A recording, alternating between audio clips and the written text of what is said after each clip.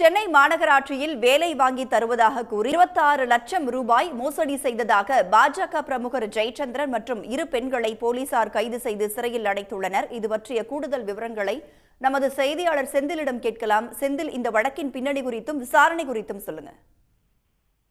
சென்னை மாநகராட்சியில் வேலை வாங்கி தருவதாக கூறி ஏற்கனவே 2 பேர் மோசடி செய்த வழக்கில் பாஜக பிரமுகர் ஜெயச்சந்திரன் மற்றும் அவருக்கு ஆதரவாக உடந்தையாக இருந்த ஜோசிதா ஆகிய இருவர் கைது செய்யப்பட்ட நிலையில் ஜெராக்ஸ் கடை உரிமையாளரும் தற்போது கைது செய்யப்பட்டிருக்கிறார். 3 பேரையும் இன்று அதிகாலை புலன் சிறையில் போலீசார் அடைத்திருக்கிறார்கள்.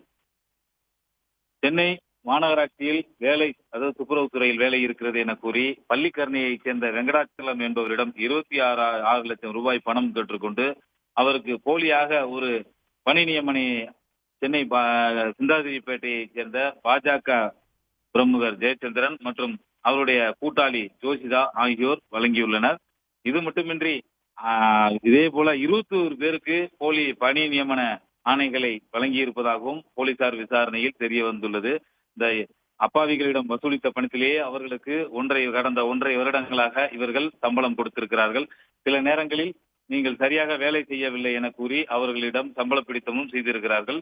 இந்த நிலையில் கடந்த சில தினங்களுக்கு முன்புதான் இந்த மோசடியானது வெளிச்சத்துக்கு வந்தது.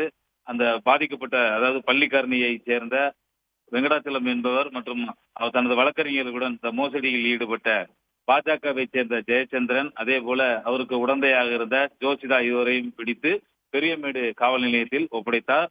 அவர்களிடம் நடத்திய விசாரணையில் இதே போல பலரிடம் போலி ஆணைகளை தயாரித்து கொடுத்து மோசடியில் ஈடுபட்டு வந்தது. குறிப்பாக கார்பரேஷன் கமிஷனர்கள் பெயரில் போலியாக கையெழுத்திட்டு அதே போல வேலை ஆணை கொடுப்பதற்கு போலியான ஐடி கார்டுகளையும் தயாரித்து கொடுத்து ஏமாற்றியது தெரிய வந்தது.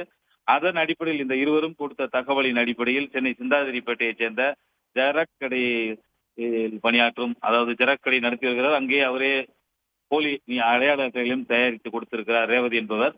அவரையும் நேற்று இரவு போலீசார் கைது செய்திருக்கிறார்கள். 3 பேரையும் எழும்பூர் நீதிமன்றத்தில் ஆஜர்படுத்தி புலன் சிறையில் அடைத்திருக்கிறார்கள். வரும் 20ஆம் தேதி வரை நீதிமன்ற காவல் விதிக்கப்பட்டதை அடுத்து 3 பேரும் புலன் சிறையில் அடைக்கப்பட்டிருக்கிறார்கள்.